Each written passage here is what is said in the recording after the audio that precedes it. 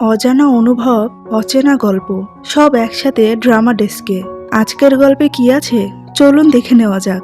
গল্পের শুরুটা হয় একটি জমকালো বিজনেস পার্টিতে। ঝলমলে আলো, রাজকীয় পরিবেশ, সবকিছুতেই এক ধরনের চাকচিক্য।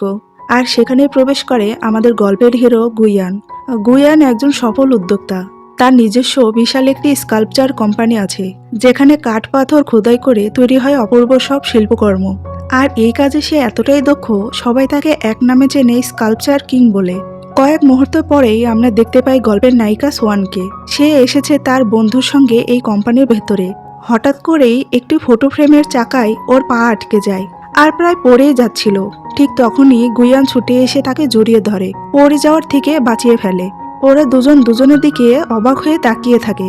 ঠিক সেই সময় গুইয়ানের বুকে হঠাৎ ব্যথা শুরু হয়। তার মনে পড়ে যায় তাদের পরিবারে থাকা একটি পুরনো পেইন্টিং এর কথা। সেখানে ছিল এক পরী, দেখতে অবিকল সোয়ানের মতো।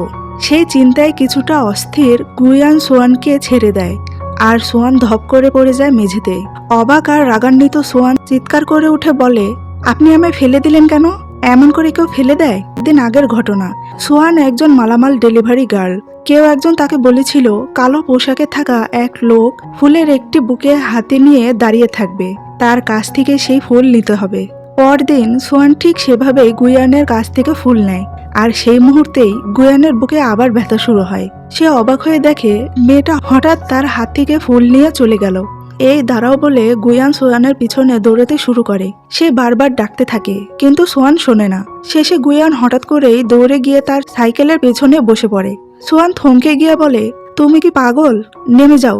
গুইয়ান তখন রেগে বলে, আমার ফুলের তোড়াটা তুমি কেন নিয়েছো? সাইকেলের ওপর দুজনের ঠেলাঠেলির এক পর্যায়ে তারা দুজনে একসঙ্গে নিচে পড়ে যায়। ঠিক সেই মুহূর্তে গুইয়ানের অ্যাসিস্ট্যান্ট আর তার ছোট বোন ময়ূক গাড়ি নিয়ে এসে পৌঁছায়। তারা দুজনকে মাটিতে পড়ে থাকতে দেখে মোবাইল বের করে হাসতে হাসতে ছবি তুলতে থাকে। গুয়ান আর সোয়ান দুজনে রেগে উঠে বলে, ছবি তুলছো কেন? এটা তো একটি দুর্ঘটনা। আবার ফিরে আসি বর্তমান দৃশ্যে। গুয়ানের হাত কেটে গেছে সোয়ানকে বাঁচাতে গিয়ে। অ্যাসিস্ট্যান্ট চিন্তিত হয়ে হসপিটালে নিতে চায়। মাত্র একটু কাটলো, তাতেই হসপিটাল বলে অবাক হয় সোয়ান। তাও তো কিছু না, আমি ওষুধের দাম দিচ্ছি। অ্যাসিস্ট্যান্ট মুচকি হেসে বলে, ওষুধ তো ঠিক আছে, কিন্তু হেলথ ইন্স্যুরেন্স কভার অনুযায়ী তো আপনাকে 2 লাখ টাকা দিতে হবে। এই কথা শুনে চোখ কপালে ওঠে সোয়ানের। 2 লাখ? এতটুকু কেটে গেল, অথচ টাকা এত দিতে হবে? আমি তো ভাবতেই পারিনি। তার পাশে দাঁড়িয়ে থাকা বন্ধু ওয়ান নিং হতবাক হয়ে যায়। এদিকে গুইয়ানের মনে পড়ে যায় তার নানা বলেছিলেন নাতিকে শিগগিরই বিয়ে দিতে হবে, আর সেই পরিমতো দেখতে মেয়েটাকেই খুঁজে বের করতে হবে। হঠাৎ গুইয়ান বলে উঠে, তুমি প্লাস্টিক সার্জারি করেছো তাই না? ওই ছবির মেয়ের মতো হতে চাও, কিন্তু আসল চেহারাটা তো ফাঁস হবেই। এই কথা বলে সে রেগে উঠে চলে যায়। সোয়ান অবাক হয়ে দাঁড়িয়ে থাকে, মনে মনে ভাবে, আমি প্লাস্টিক সার্জারি করব? এই সামান্য উপার্জনে কিভাবে সম্ভব? গুইয়ান তখন তার অফিসে গিয়ে চেষ্টা করে নতুন একটি স্কাল্পচার বানাতে, কিন্তু আজ হাত কাঁপছে, মন কাঁপছে। এদিকে গুইয়ানের অ্যাসিস্ট্যান্ট গিয়ে সব কথা খুলে বলে গুইয়ানের নানাকে। ফেয়ারির মতো দেখতে মেয়েটার কথা শুনে নানা চমকে উঠে বলে, এটাই তো সেই মেয়ে, আমার নাতির সঙ্গে এই মেয়েরই বিয়ে ঠিক। পরের দিন শুরু হয় পরিকল্পনা। সোয়ানকে ড্রাইভার বানিয়ে বসিয়ে দেওয়া হয় গুইয়ানের বিশাল বহুল গাড়িতে। সোয়ান জানেও না গাড়িটা কোটি টাকার, আর যার জন্য সে ড্রাইভ করছে সে মানুষটি গুইয়ান। গাড়িতে উঠে গুইয়ান অবাক হয়ে তাকায়। তুমি আবার? এবার কি নতুন চাল? সোয়ান রেগে গিয়ে বলে, আপনি নিজেকে কি ভাবেন? আপনার মতো কাউকে দেখে আমি পাগল হব? আমি টাকাই জোগাড় করি না খেয়ে, পরে বাঁচি। প্লাস্টিক সার্জারি আমি করব? স্বপ্নেও না। এই বলে সে গাড়ির গতি বাড়িয়ে দেয়। গুইয়ান ভয়ে কুঁকড়ে যায়। গুইয়ান ভয় পায় স্পিডে চলা গাড়িতে। রাতে গিয়ে গাড়ি থামায় নিজের বাড়ির গ্যারেজে। গুইয়ান কোনো কথা না বলে উঠে যায়। সোয়ান দেখে গ্যারেজে সারি সারি দামি গাড়ি, সবই কোটি টাকার উপরে। এমন সময় হঠাৎ সোয়ান গুইয়ানের গায়ের উপরে হুমড়ি খেয়ে পড়ে যায়। সোয়ান যখন গুইয়ানের উপর পড়ে যায় তখনই গুইয়ান একটু ব্যালেন্স হারায়, আর সেই সুযোগে সোয়ান গুইয়ানকে ধাক্কা দিয়ে সরিয়ে দেয়। গুইয়ান অবাক হয়ে বলে, তুমি আমায় ধাক্কা দিলে কেন? আমি তো তোমায় বাঁচালাম। সোয়ান গলাটা নরম করে বলল, সরি, আমি আসলে ভেবেছিলাম আপনি আমার সুযোগ নিচ্ছেন। এই কথা শুনে রাগ জমে ওঠে। সে কোনো কথা না বলেই জায়গা ছেড়ে বেরিয়ে যায়। সোয়ানও ধীরে ধীরে সেখান থেকে ফিরছিল। হঠাৎই তার মনে পড়ে তার বাইসাইকেলটা তো গুইয়ানের গাড়ির পেছনে রাখা ছিল, আর চাবিটাও সে গুইয়ানকেই দিয়ে দিয়েছে। তখনই সে দৌড়ে গিয়ে দাঁড়ায় গুইয়ানের বাড়ির সামনে, কিন্তু ততক্ষণে গেট বন্ধ। গুইয়ান বাড়ির ভেতরে ঢুকে গেছে। ঠিক তখন একটি রহস্যময় লোক এসে তাকে বলে, আপনি চাইলে ভিতরে গিয়ে আপনার সাইকেল ফেরত নিতে পারেন, চাবিটা হয়তো এখনো টেবিলের উপরেই আছে। এই কথা শুনে সুয়ান যেন আশার আলো দেখতে পায়। খুশি মনে বাড়ির ভেতরে ঢুকে চাবি নিতে এগোয়। ঠিক তখনই পেছন থেকে গুইয়ান গভীর কণ্ঠে বলে ওঠে, তুমি আমার গাড়ি চুরি করতে এসেছো? সোয়ান এক লাফে ঘুরে দাঁড়িয়ে বলে, কি বলছেন আপনি? আমি চোর? আপনার গাড়ির পেছনে আমার সাইকেল ছিল, আমি সেটা ফেরত নিতে এসেছি। আর আপনার টেবিলেই চাবিটা ছিল, আমি নিয়েছি। কিন্তু গুইয়ান বিশ্বাসই করতে চায় না। ঠান্ডা গলায় বলে, ভালো কথা, কাল সকালে চলে এসো, সাইকেলটা নিয়ে যেও। সোয়ান অবাক হয়ে বলে, তাহলে আজ রাতে আমি বাড়ি ফিরবো কিভাবে? গুইয়ান একটু খেলার ছলে বলে, চাবি পেতে চাইলে বলো তো কোন হাতে চাবিটা আছে। সোয়ান তখন লক্ষ্য করে গুইয়ানের দুই হাতেই ব্যান্ডেজ পেঁচানো, অথচ কাল কেটেছিল শুধু এক হাতে। তখনই তার মাথায় আসে গুইয়ানের ওসিডি আছে, তাই একই রকম ব্যান্ডেজ দু হাতে রেখেছে। সে ধাক্কা দিয়ে এক হাত থেকে চাবিটা নিয়ে নেয় আর দৌড়ে পালানোর চেষ্টা করে। ঠিক তখন গুইয়ান ইচ্ছে করে সোয়ানের চুল খুলে দেয়। সোয়ান অবাক হয়ে ঘুরে দাঁড়ায়, কিন্তু গুইয়ান দ্রুত সেই চুল আবার গুছিয়ে বেঁধে দেয়। বিনা বাক্য বয়ে সোয়ান তখনই বেরিয়ে যায় সে বাড়ি থেকে। গুইয়ান তখন ধীরে ধীরে নিজের দু হাতের দিকে তাকায়, তার চোখে একরকম আলো ঝলমল করছে। সে নিজে বলে ওঠে, এবার আমি আবারও স্কাল্পচার বানাতে পারবো, ঠিক আগের মতো। আসলে তার পরিবারে বিশ্বাস করা হয়, যদি তারা সেই পেইন্টিংয়ের মতো কাউকে খুঁজে পায় আর সেই মেয়ের চুলে একবার হাত দিতে পারে, তাহলে তারা হারানো ক্ষমতা ফিরে পাবে। আর গুইয়ান স্কাল্পচার করার ক্ষমতা হারিয়ে ফেলেছিল, তার হাত কাঁপছিল। এই জন্যই সে চুপি চুপি সোয়ানের চুলে হাত দিয়েছে। এখন মনে হচ্ছে সে আগের মতোই কাজ করতে পারবে। পরদিন সকাল, সোয়ানের বেস্ট ফ্রেন্ড ওয়ার্নিং এসে ওকে একটা ছবি দেখায়, যেখানে দেখা যাচ্ছে গুইয়ান তাকে জড়িয়ে ধরে আছে। ছবিটা ইতিমধ্যে সোশ্যাল মিডিয়ায় ভাইরাল। ওয়ার্নিং বলল, দেখেছিস, সবাই ভাবছে তোরা দুজনেই রিলেশনে আছিস। সোয়ান রাগে গরম হয়ে যায়, ছবিতে আমাকে এত মোটা লাগছে কেন? আর এসব মিথ্যে খবর খুব বাজে লাগছে আমার। ঠিক তখনই গুইয়ানের ফোন আসে। সোয়ান ফোনটা দেখে রিসিভ না করে কেটে দেয়। ওপাশে গুইয়ান স্তব্ধ হয়ে থাকে, চোখে এক ধরনের জেদ জমে ওঠে। সে ধীরে ধীরে বলে, তুমি আমাকে এড়িয়ে যেতে পারো না, তোমায় আমার কাছে ফিরে আসতেই হবে। কিছুক্ষণ পরে সোয়ান ফোনটা হাতে নিয়ে মনটা ভার করে বসে থাকে। ভাইরাল হওয়া ছবিটার কমেন্ট সেকশনে গিয়ে দেখে অনেকে অনেক বাজে কথা লিখেছে। হঠাৎ সোয়ানের মনে হয়, না, এই ছবিটা ভাইরাল হওয়ার একদমই ঠিক হয়নি। এবার আর দেরি না করে সোয়ান নিজে গুইয়ানকে ফোন করে, খুব ঠান্ডা মাথায় কথা বলে আর বলে, আমি তোমার সঙ্গে আলাদা করে দেখা করতে চাই। সেদিন রাত, একটি নাইট ক্লাবের ঝলমলে দৃশ্য, মিউজিক, আলো আর মানুষে ভরপুর। সেখানেই গুইয়ানকে সোয়ান ডেকে পাঠিয়েছিল। গুইয়ান কিছুটা বিরক্ত হয়ে বলল, তুমি আমাকে এমন বাজে জায়গায় ডাকলে কেন? সোয়ান একটু হেসে বলল, তোমার মাথায় আসলে কোনো বুদ্ধি নেই। ভেবে দেখো, আমরা যদি ভালো কোনো জায়গায় দেখা করতাম, তাহলে সেটা মিডিয়ার নজরে পড়তো, আর আমাদের নিয়ে যে মিথ্যে গল্প রটেছে সেটা আরও ছড়িয়ে পড়তো। এই ক্লাবের কেউ ভাববেই না তুমি এখানে আসবে, নিরাপদ জায়গা। গুইয়ান একটু ভেবে হাসলো। ওরা দুজন বসে আলোচনা করে কিভাবে মিডিয়ার ভুল বোঝা কথাগুলো বন্ধ করা যায়। তখনই একটি মজার বুদ্ধি আসে মাথায়।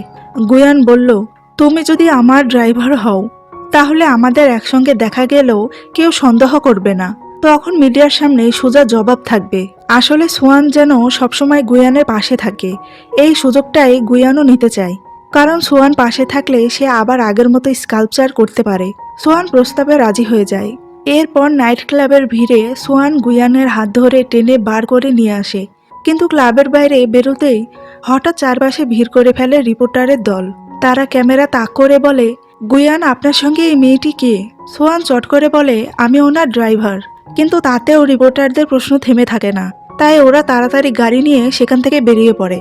পরদিন গুইয়ানের কাছে একটি ইনভাইটেশন আসে, একটি বিশেষ বিজনেস পার্টিতে অংশ নিতে হবে। সে ঠিক করে সোয়ানকে নিয়ে পার্টিতে যাবে। এজন্য দুজনে চলে আসে এক ডিজাইনার রুমে।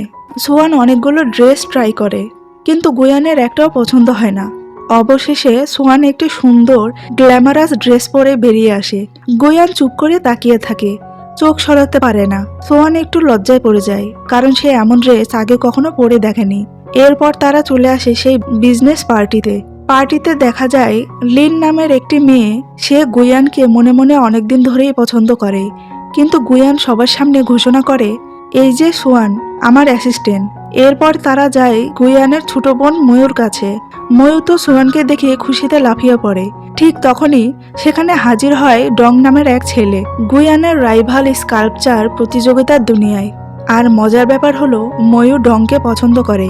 পার্টিতে শুরু হয় ডান্স।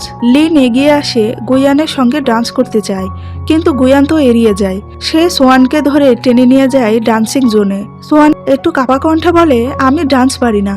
গুয়ান হেসে বলে, আমি তো আছি, আমি তোমাকে শিখিয়ে দেব।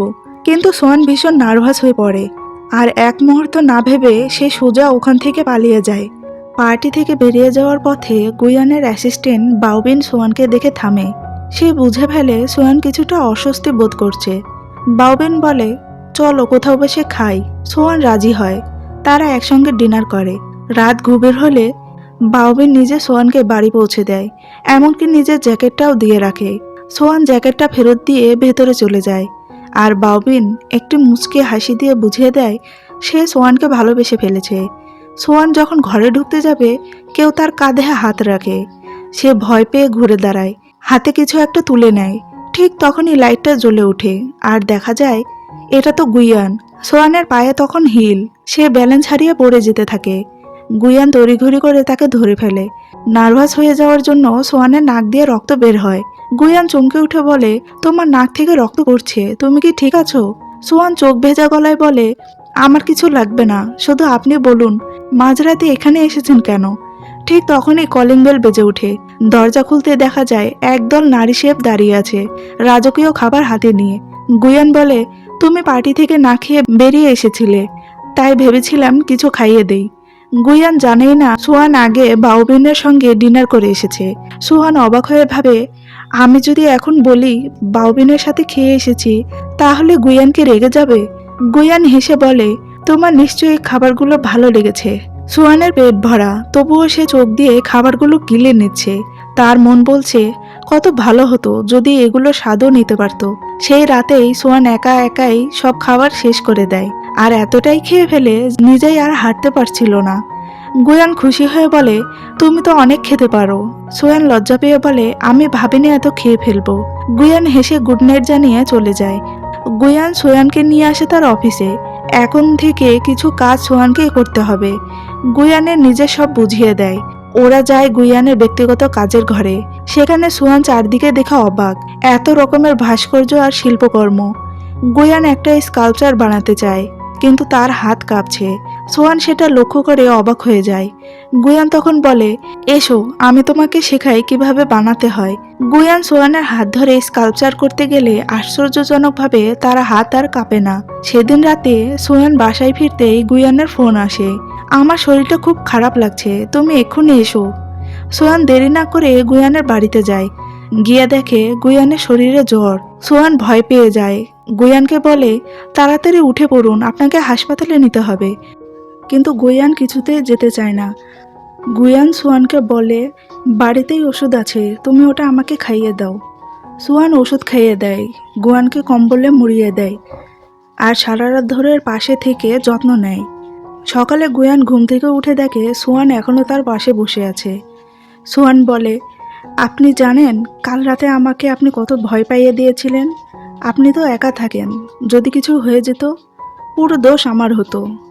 গুয়ান শুধু মুচকি হেসে তাকিয়ে থাকে। পরদিন সোয়ান গুয়ানকে একটি হোটেলের সামনে নামিয়ে দেয়, কারণ আজ এখানে গুয়ানের একটি গুরুত্বপূর্ণ কাজ আছে। অন্যদিকে গুয়ানের বেস্ট ফ্রেন্ড শাও একটা ছবি পায়। তাতে দেখা যাচ্ছে গুয়ান একজন মেয়ের সঙ্গে হোটেল রুমে ঢুকছে। শাও সঙ্গে সঙ্গে সোয়ানকে ফোন করে বলে, তুমি জানো গুয়ান কোথায় আছে? সোয়ান অবাক হয়ে প্রশ্ন করে, হঠাৎ এমন প্রশ্ন করছেন কেন? শাও তখন বলে, ওর খুব বড় বিপদ হতে যাচ্ছে, আজ হয়তো ওর ইজ্জতও লুট হয়ে যাবে। এই কথা শুনে সোয়ান চমকে উঠে বলে, তুমি ঠিক বলছো? ওরা দুজন তাড়াতাড়ি হোটেলে পৌঁছে যায়। খুঁজতে খুঁজতে একটা রুমে পৌঁছায়। সেখানে গিয়ে দেখে একটি মেয়ে গুয়ানের সঙ্গে রোমান্স করতে যাচ্ছে, আর গুয়ান তখন ঘুমিয়ে আছে। সোহান আর দেরি না করে মেয়েটাকে ধাক্কা দিয়ে ফেলে দেয়। তাকে অজ্ঞান করে দিয়ে গুয়ানকে তুলে বসানোর চেষ্টা করে। সে গুয়ানের নেশা কাটানোর চেষ্টা করে। এরপর একদিন গুয়ানের নানা সোয়ানকে ডেকে পাঠান। ওর সামনে খুলে বলেন গুয়ানের জীবনের এক গোপন অধ্যায়। নানা তখন বলতে শুরু করেন, গত কিছু বছর ধরে গুয়ানের স্কাল্পচার করতে পারছে না। 5 বছর আগে একটি অ্যাওয়ার্ড শো থেকে ফেরার সময় ওর অ্যাক্সিডেন্ট হয়। ফ্ল্যাশব্যাকে চলে যায়। গুয়ান পায় স্কাল্পচার কিংয়ের পুরস্কার। তবে বাড়ি ফেরার পথে ভয়ানক অ্যাক্সিডেন্ট ঘটে। হাসপাতালে নিয়ে যাওয়া হয় গুয়ানকে। হাতটা রক্তে ভরে গেছে। এরপর থেকেই ওর হাত দুর্বল হয়ে পড়ে। স্কাল্পচার করা একেবারে বন্ধ হয়ে যায়। তবে গুয়ানের কোম্পানি এই তথ্য গোপন রাখে, যেন কেউ ওকে ছোট না করে। এই কথা শুনে সোয়ান স্তব্ধ হয়ে যায়। তারপর থেকে সে গুয়ানের প্রতি আরও যত্নশীল হয়ে পড়ে। একদিন সোয়ান গুয়ানকে বলে, তোমার জন্মদিন তো সামনে, আমি একটি চমক রেখেছি তোমার জন্য। গুয়ান হেসে বলে, ঠিক আছে, দেখি তোমার চমকটা কি। সোয়ান তাকে নিয়ে আসে একটি পেইন্টিং হলে, যেখানে নানা ধরনের চিত্রকর্ম রাখা ছিল। এখানে সে চায় গুয়ান নতুন নতুন আইডিয়া পাক। গুয়ান চুপচাপ সোয়ানকে জড়িয়ে ধরে। সোয়ান অবাক হয়ে তাকিয়ে থাকে। গুয়ান তখন বলে, আমি আবারও চেষ্টা করব স্কাল্পচার বানানোর, তবে একটি শর্ত, তুমি আমার পাশে থাকবে সব সময়। সোহান চমকে যায়, তারপর ধীরে ধীরে বলে, ঠিক আছে, আমি তোমার পাশেই থাকব। পরদিন গুয়ান তার বন্ধুর সঙ্গে গল্প করছিল সোহানকে নিয়েই। ঠিক তখনই একটি ফোন আসে। সোহান কাঁদো গলায় চিৎকার করে বলছে, প্লিজ আমাকে বাঁচাও, কেউ আমাকে তুলে নিয়ে যাচ্ছে। গুয়ানের বুক ধড়ফড় করে ওঠে, জোরে ব্যথা শুরু হয়। সেই সঙ্গে সঙ্গে শাওকে বলে, পুলিশ ফোন করো, সোহানকে কিডন্যাপ করা হয়েছে। গুয়ান তাড়াতাড়ি গাড়িতে উঠে ড্যাশ ক্যাম ফুটেজ বের করে, যেখানে দেখা যায় কিছু লোক জোর করে সোহানকে টেনে গাড়িতে তুলছে। ভিডিও দেখে গুয়ানের মুখ ফ্যাকাশে হয়ে যায়। সে বলতে থাকে, আমি তাকে কিছুতেই হারাতে পারি না। ঠিক তখনই এক অজানা নাম্বার থেকে ফোন আসে। ওপাশের কণ্ঠ বলে ওঠে, যদি এখনই নির্দিষ্ট জায়গায় না আসো, তাহলে তোমার বোন ময়ূর বাজে ছবি আমি অনলাইনে ছড়িয়ে দেব। গুয়ানের গলা শুকিয়ে আসে। সে তৎক্ষণাৎ ছুটে যায় লোকটার দেওয়া ঠিকানায়। সেখানে গিয়ে দেখে ডং সেখানে অপেক্ষা করছে। গুয়ান রেগে গিয়ে ডংকে ধরে মারতে থাকে আর বলতে থাকে, তুই এইসব করেছিস, আমার বোনের ছবি, সোয়ানকে কিডন্যাপ সবকিছু তুই করেছিস। কিন্তু ডং বারবার বলে, আমি কিছুই করিনি, আমাকে বলা হয়েছে তুমি এখানে আসবে। এই কথা শুনে গুয়ান থমকে দাঁড়ায়। গুয়ান তখন বলতে শুরু করে, তুমি আর তোমার পরিবার কাউকে আমি বিশ্বাস করি না। তোমরা ময়ূকে আঘাত করবে সেটা আমি জানি। এই কথায় ডং কষ্ট পায়, কারণ সে মনে মনে ময়ূকে ভালোবাসে। অন্যদিকে সোয়ান আর ময়ূকে একটি ঘরের ভিতরে আটকে রাখা হয়েছে। ময়ূ হঠাৎ করে একটি নাটক শুরু করে, চিৎকার করে বলে ওঠে, আমার পেটে খুব ব্যথা করছে, কেউ আছো? দেয়ালের ওপাশে বসে একজন সিসিটিভি দেখে। হঠাৎ একদল লোক ওখানে এসে দেখে ময়ূর কি হয়েছে। ঠিক সেই সময় সোয়ান সমস্ত গার্ডদেরকে এক এক করে মারতে থাকে। তারপর ময়ূরকে নিয়ে পালিয়ে যাওয়ার চেষ্টা করে, কিন্তু পালাতে গিয়ে ময়ূর পায়ে মোচড় লাগে আর সে চলতে পারে না। আর তখনই সেই গার্ডরা আবার এসে ওদের ধরে ফেলে। তবে সোয়ান কোনোভাবে একাই পালিয়ে যেতে পারে। রাস্তা ধরে দৌড়াতে দৌড়াতে হঠাৎ সে দেখে গুয়ান এসে গেছে। সে গুয়ানকে শক্ত করে জড়িয়ে ধরে। ভয়ে যেন সারা শরীর কাঁপছিল সোয়ানের। গুয়ানের সঙ্গে ডংও এসেছে। সে জিজ্ঞাসা করে ময়ূর কোথায়। সোয়ান বলে, ওকে ওরা ভেতরে রেখেছে, ওকে বাঁচাও। ডং ছুটে যায় ময়ূরকে উদ্ধার করতে। সোয়ান ভীষণ কষ্টে কাঁদছিল, কারণ একা হাতে অনেক কিছু সামলাতে হয়েছে। তার পায়ে আঘাতও লেগেছিল। গুয়ান সোয়ানকে কোলে তুলে নেয়, আর এই ব্যাপারটা সোয়ানের মনে দাগ কেটে যায়। পরদিন সকাল, সোয়ানের দরজায় কলিং বেল। দরজা খুলতেই দেখা যায় সেখানে বাউবেন দাঁড়িয়ে আছে। সে সোয়ানের খোঁজ নিতে এসেছে। সোয়ান বলে, তুমি কিছু মনে করো না, আমি শপিং করতে পারিনি, কিছু খাওয়াতে পারবো না আজ, আমি তো নিজেও বাইরে খাই। বাউবিন হেসে বলে, এত কিছুর দরকার নেই। ঠিক তখনই আবার কলিং বেল। সোয়ান দরজা খুলতেই দরজার সামনে গুয়ান হাজির। গুয়ান অবাক হয়ে জিজ্ঞাসা করে, তুমি এখানে কি করছো বাউবিন? বাউবিনও পাল্টা জিজ্ঞাসা করে, আপনিও এখানে কি করছেন? তখনই তিনজন একসঙ্গে মুখোমুখি। আপনি এখানে এখন কেন?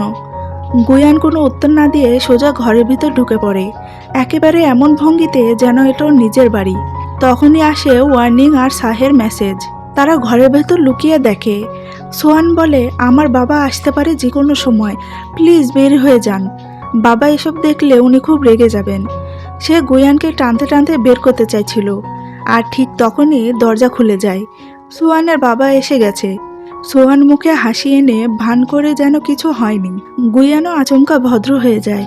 সোহান বলে, উনি আমার সিইও, আর উনি হচ্ছে বাউবিন, ওনার অ্যাসিস্ট্যান্ট। সোহানের বাবা বাউবিনকে দেখে খুশি হয়, কিন্তু গুয়ানকে দেখে একদম পছন্দ হয় না। গুয়ান সেটা বুঝতে পেরে ভিতরে ভিতরে রেগে যায়। এক রাতে গুয়ান ঘুমিয়েছিল। হঠাৎ সে স্বপ্নে একজন পরীকে দেখে, একদম সোয়ানের মতো দেখতে। ঘুম ভেঙে গেলে হঠাৎ সে দেখে সামনেই দাঁড়িয়ে সোয়ান। গুয়ান ছুটে গিয়ে সোয়ানকে জড়িয়ে ধরে। গুয়ান তখন বলতে শুরু করে, ফাইনালি আমি তোমাকে খুঁজে পেয়েছি রশি। এই কথা শুনে স্তব্ধ হয়ে যায় সোয়ান। মনে মনে ভাবতে থাকে, এই রশ্মিটা কে? সে বুঝতে পারে এই রশ্মি গুয়ানের প্রথম ভালোবাসা, আর সোয়ান শুধু রশ্মির প্রতিচ্ছবি। সোয়ান কিছু না বলে কষ্ট নিয়ে ঘর ছেড়ে বেরিয়ে যায়। পেছনে দাঁড়িয়ে থাকা গুয়ান বারবার ডাকে, রশি রশি বলে। সোয়ানের মন তখন ভেঙে চুরমার। বেরিয়ে আসার সময় শাওর সাথে দেখা হয় তার। শাও দেখে সোয়ানের চোখে জল। শাও বলে, কি হয়েছে সোয়ান, এত রেগে আছো কেন?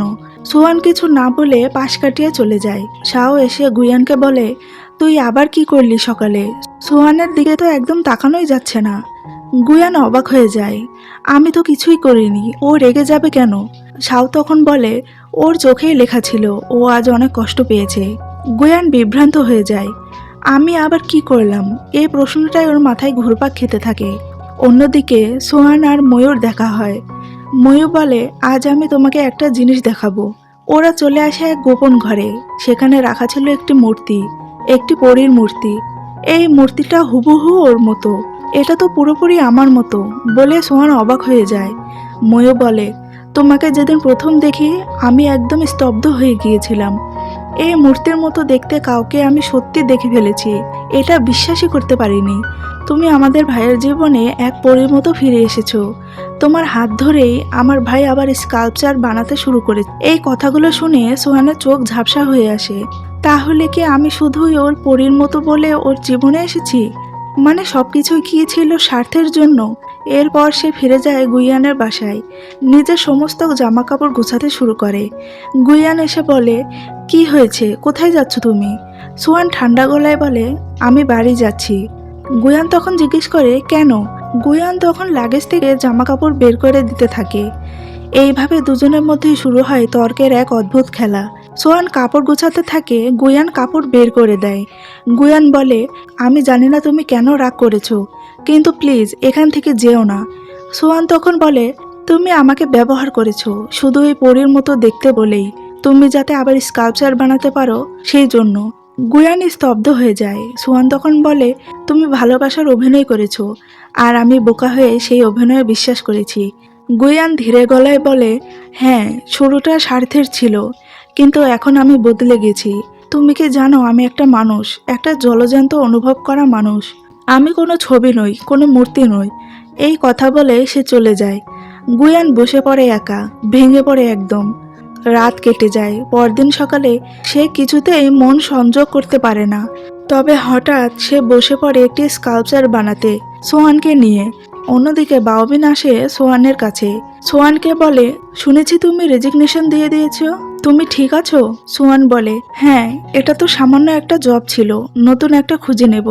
বাওবিন তখন বলে, তুমি আরো ভালো জব পাবে। তারপর বাওবিন হেসে বলে, আসলে আমি এসেছি তোমাকে আমার ড্রাইভিং পার্টনার বানাতে। সোহান প্রথমে যেতে চাইছিল না, তবে বন্ধু ওয়ার্নিং জোর করে বলে, চল, মন ভালো হয়ে যাবে। এরপর শুরু হয় শপিং, সুন্দর জামা, সাজগোজ, পার্টির দিন। সোহানকে দেখে বাওবিন হাঁ করে তাকিয়ে থাকে। সে একটা হেয়ার ক্লিপ উপহার দেয় আর বলে, আমি জানি তুমি আমাকে শুধু বন্ধু মনে করো, তবুও এটা দিলাম আমার অন্তর থেকে। সোহান বুঝতে পারে বাওবিন ওকে ভালোবেসে ফেলেছে। সোহান তখন বলে, আমি আমি এসব ভাবে কখনো ভাবিনি, তোমাকে বন্ধু হিসেবেই দেখেছি। বাওবিন কষ্ট লুকিয়ে হেসে বলে, বন্ধু হয়ে থাকাটাই আমার সৌভাগ্য, তোমার জন্য আমি অপেক্ষা করব। পার্টির ভেতরে আসে সবাই, তবে সেই পার্টিতে গুয়ানও হাজির। সে সোয়ানকে দেখে অবাক, আর সোয়ান বাওবিনের হাত ধরে ভেতরে চলে যায়। গুয়ান দেখে আর সহ্য করতে পারে না, সে এগিয়ে আসে, সোয়ানের হাত ধরে টেনে নিয়ে যায় বাইরে। লিন সবকিছু দূর থেকে দেখছিল, চোখে আগুন নিয়ে। গুয়ান বাইরে এসে বলে, তুমি আমাকে ভালোবাসো তাই না? সোয়ান চমকে উঠে বলে, তুমি এসব বলছো কেন? গুয়ান বলে, কারণ আমি তোমাকে ভালোবেসে ফেলেছি। তোমার কাছাকাছি থেকে বুঝেছি তুমি শুধু সেই পরীর ছায়া নও, তুমি আমার নিজের মানুষ, আমার হৃদয়ের মানুষ। এই কথা শুনে সোয়ান থমকে যায়। সোয়ান তখন বলে, তুমি সত্যিই ভালোবাসো আমাকে? গুয়ান তখন বলে, হ্যাঁ, আমি জানি প্রথমে তোমার কাছে এসেছিলাম স্বার্থের জন্য, কিন্তু এখন আমি শুধু তোমাকেই চাই। সোয়ান চোখ সরিয়ে নিয়ে বলে, আমি এখনই কিছু বিশ্বাস করতে পারছি না, আমার সময় লাগবে। পরদিন সোয়ান দেখা করে বাওবিনের সঙ্গে। বাওবিনকে বলে, তুমি আমাকে ভাবার সময় দিয়েছিলে, আমি অনেক ভেবেছি। তোমার প্রতি আমার কোনো রোমান্টিক ফিলিংস নেই, শুধু বন্ধুত্ব আছে। সে হেয়ার ক্লিপটা ফেরত দেয়। বাওবিন স্নান হেসে বলে, বন্ধু হয়েই থাকবো, এটাও আমার জন্য অনেক। ঠিক তখনই গুয়ান চলে আসে, সোয়ানকে নিয়ে বেরিয়ে যায় সেখান থেকে। বাওবিন তাকিয়ে থাকে একা চুপচাপ। গুয়ান এরপর নিয়ে যায় সোয়ানকে সেই গোপন ঘরে, যেখানে ছিল সেই পরীর মূর্তিটা। ওই মূর্তির সামনে দাঁড়িয়ে গুয়ান বলে, এই মূর্তির সঙ্গে তোমার মুখ মিলিয়ে আমি তোমার কাছে এসেছিলাম, কিন্তু এখন আমি বুঝেছি এই পৃথিবীতে আমার জীবনের সবচেয়ে সত্যি জিনিস তুমি। তুমি আমার জন্য ঠিক কতটা স্পেশাল আমি তা ভাষায় বোঝাতে পারবো না। গুয়ান হাতে তুলে ধরে একটি হেয়ার পিন, নিজের হাতে বানানো সেই হেয়ার পিনটা। সে বলে, এটা আমি নিজের হাতে বানিয়েছিলাম তোমার জন্য। সোয়ানের মুখে তখন এক অদ্ভুত আবেগ খেলা করে। সে আস্তে করে নিজের খোলা চুলটা খোপা করে, আর গুয়ান সেই খোপায় সেই হেয়ার পিনটা পরিয়ে দেয়। আর ঠিক তখনই সেই মুহূর্তটা যেন নতুন এক অধ্যায় শুরু করে দেয় তাদের জীবনে। কিছুদিন পর একটি পারফরমেন্স চলছে স্টেজে। সোয়ান নাচছে মন থেকে প্রাণ খুলে। গুয়ান দর্শকের মাঝে বসে, সে মুগ্ধ হয়ে তাকিয়ে আছে সোয়ানের দিকে। কিন্তু হঠাৎ তার চোখের সামনে যেন ছায়া ভেসে উঠছে, আরো এক মেয়ের, ঠিক এই রকমই দেখতে। গুয়ানের মাথায় যন্ত্রণা শুরু হয়। হঠাৎ করে স্টেজের উপর থেকে কিছু পড়ে যাওয়ার উপক্রম হয়। ঠিক তখনই গুয়ান ঝাঁপিয়ে পড়ে সোয়ানকে বাঁচাতে। সোয়ান বেঁচে যায়, কিন্তু গুয়ান বড়সড় অ্যাক্সিডেন্টে পড়ে, মাথা থেকে রক্ত বের হতে থাকে। সোয়ান ছুটে এসে গুয়ানকে ডাকতে ডাকতে বলে, আমার জন্যই তোমার এমন হলো। গুয়ানকে হাসপাতালে নেওয়া হয়। ডাক্তার জানায় অপারেশন সফল হয়েছে, তবে ব্রেন ড্যামেজ হয়েছে, তিনি কোমায় চলে গেছেন। এরপর শুরু হয় অপেক্ষা। সোয়ান দিনরাত পাশে বসে থাকে, গল্প শোনায়, মন খারাপ করে, কাঁদে। গুয়ানকে বলে, তুমি আমার সবকিছু শুনতে পাচ্ছ তাই না? এভাবে করে সময় কেটে যায়। একদিন হঠাৎই গুয়ানের জ্ঞান ফিরে আসে। সোয়ান দৌড়ে আসে ওর কাছে, সে ছুটে গিয়ে জড়িয়ে ধরে গুয়ানকে, কিন্তু গুয়ান তাকে সরিয়ে দিয়ে বলে, তুমি কে? সবাই মনে করেছিল ও মজা করছে, কিন্তু না, গুয়ান সত্যিই স্মৃতি হারিয়ে ফেলেছে। সে ওর দাদু বন্ধুকে চিনতে পারে, শুধু সোয়ানকে নয়। সোয়ান দাঁড়িয়ে থাকে চুপচাপ, ফ্যালফ্যাল করে তাকিয়ে বলে, ও আমাকে ভুলে গেছে, তাহলে কি ওর ভালোবাসাও ছিল মিথ্যে? ওর চোখ দিয়ে অঝরে পানি পড়ে। এরপর সবাই মিলে ঠিক করে গুয়ানের স্মৃতি ফেরানোর জন্য একই ঘটনা আবার ঘটানো হবে, ঠিক যেমন প্রথমবার। সোয়ান তাকে পৌঁছে দেয় বাড়ি পর্যন্ত, কিন্তু গুয়ান তখন পুরোই নির্লিপ্ত। সেই মুহূর্তে আগেও পড়েছিল সোয়ান, তখন গুয়ান ধরে বাঁচিয়েছিল, এবারও পেছনে তাকায়ও না। পরদিন সকালে সোয়ান দেখে গুয়ান অফিসে যাওয়ার জন্য তৈরি হচ্ছে।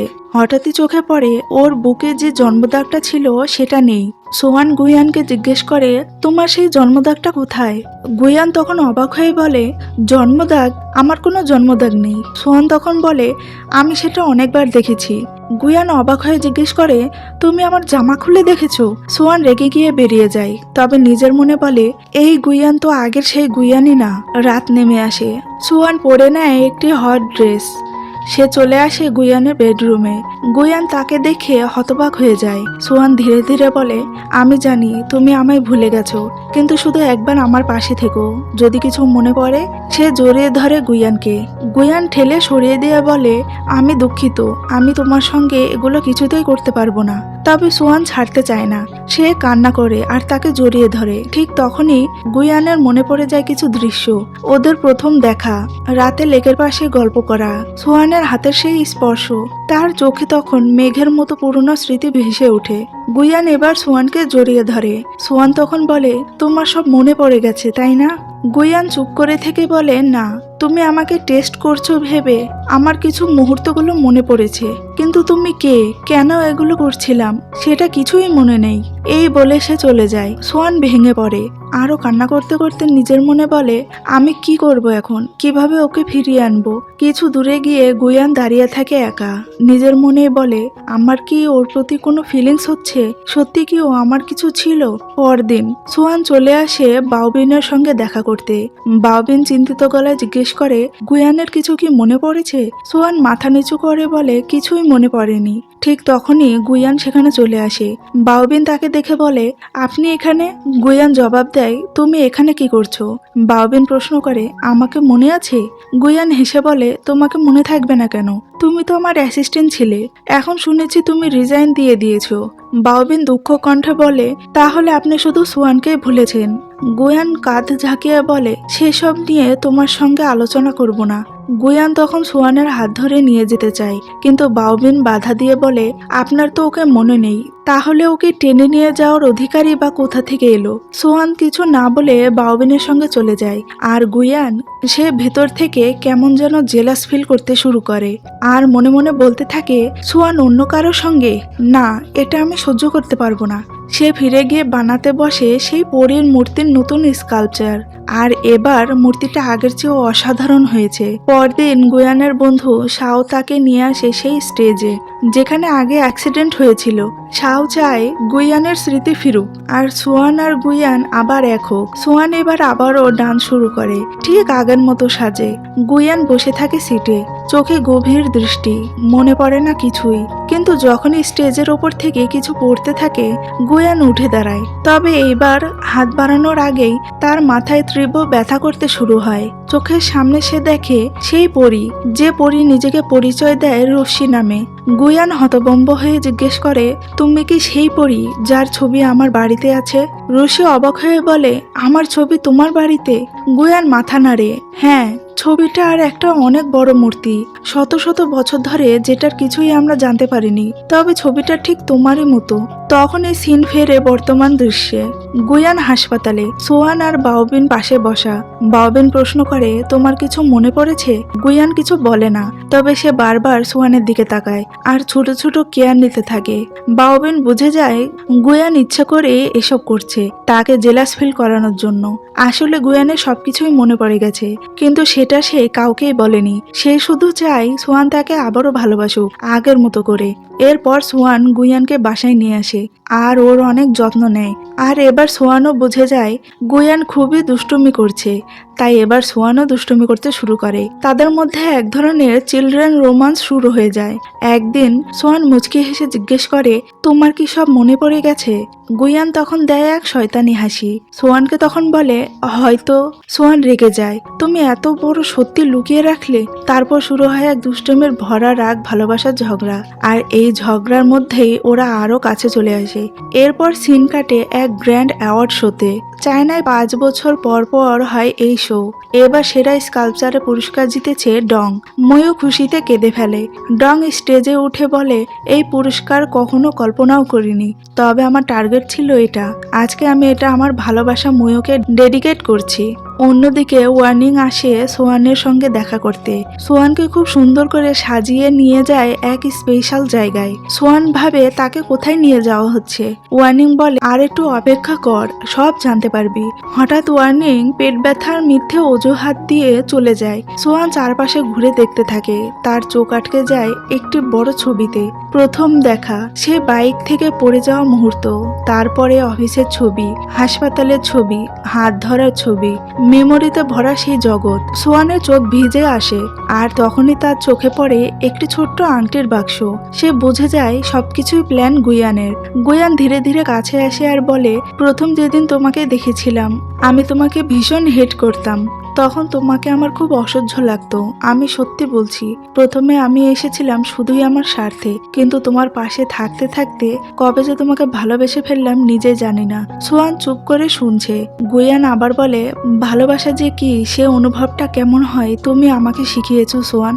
তারপর গুয়ান সেই ছোট্ট আংটির বাক্সটা খুলে সোয়ানের সামনে হাঁটু গেড়ে বসে বলে, will you marry me? Swan একটু অবাক হয়, তারপর হেসে সেও সম্মতি জানায়। গুয়ান নিজ হাতে সেই সেই আংটিটা পরিয়ে দেয় সোয়ানের আঙ্গুলে। সোয়ান তো আনন্দে চোখে জল এনে ফেলে, কারণ আজ ওদের ভালোবাসা পূর্ণতা পেল। সময় চলে যায়, আসলো ওদের বিয়ের দিন। গুয়ান বরের সাজে, অপূর্ব হ্যান্ডসাম, সোয়ান কনের সাজে একেবারে পরীর মতো। বিয়েতে সবাই হাজির। সোয়ানের বাবা নিজে এসে মেনে নেয় গুয়ানকে জামাই হিসেবে। আর এভাবেই সবাইকে সাক্ষী রেখে গুয়ান আর সোয়ানের বিয়ে হয়। তারা দুজনে যেমন হ্যাপি, তেমনি হ্যাপি তাদের আশেপাশের প্রিয়জনরাও। অন্যদিকে ওয়ার্নিং আর শাও, এই দুই বেস্ট ফ্রেন্ডের মাঝেও এখন হালকা হালকা প্রেমের ভাব জমেছে। ময়ূ আর ডং, তারা তো কাউকে কিছু না বলেই চুপি চুপি বিয়ে করে ফেলেছে। ওদের বিয়ের সার্টিফিকেট এক ফ্রেমে ঝুলছে। এই আনন্দঘন বিয়েতে উপস্থিত ছিল বাওবিন আর সেই লিন। আর তাদের দুজনের মাঝেও তৈরি হয় এক নতুন রোমান্টিক কেমিস্ট্রি, এক নতুন লাভ স্টোরির শুরু। আর এভাবে আজকের মতো শেষ হলো এই সুন্দর এক ভালোবাসার গল্প, যেখানে কষ্ট ছিল, ভুল বোঝাবুঝি ছিল, তবুও ছিল অটুট বিশ্বাস আর ভালোবাসা।